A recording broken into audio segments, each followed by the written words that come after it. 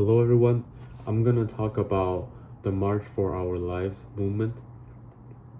Since around 2012, more and more devastating school shootings have been happening across the United States, bringing people's awareness of gun reform to a much higher level. The movement was mostly sparked by the 2018 shooting at Marjorie Stoneman Douglas High School in Parkland, Florida. And it was pushed by a youth-led organization, and it was aiming to challenge gun violence. Basically, the movement's development in the movement's development, our group of agitation used different strategies.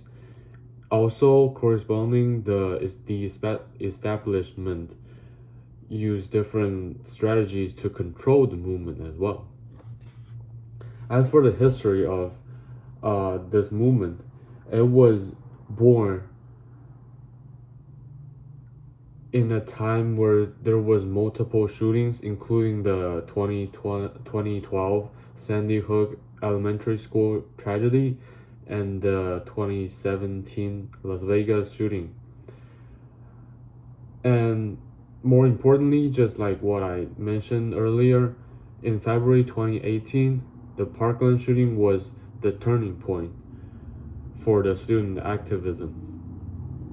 The very first group of people who were advocating for gun control was the survivor from that incident in Parkland.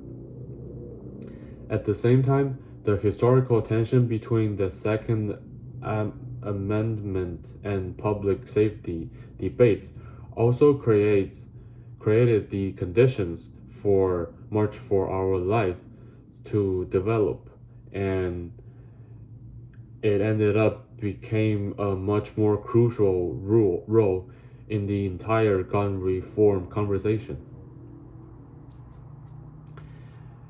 And there are multiple strategies that were used for agitation in this movement. One of the key strategies is promulgation. So basically, in order to promote the movement, the main organization spread its message through approaches like social media, national interviews, and public speeches. For example, on social media, there are hashtags like never again, and it was used to heighten their call to action. And as a result, millions of people, especially young people who were more active on social media, were encouraged by this approach by this strategy, and then more and more people are aware of this movement, and more people join the group. Another strategy that they used was solidification. So they held like town hall meetings and school walkouts to build unity and strengthen their base. The employment of solidification was the key to cohere the shooting survivors and their support, and as well as other allies from different backgrounds.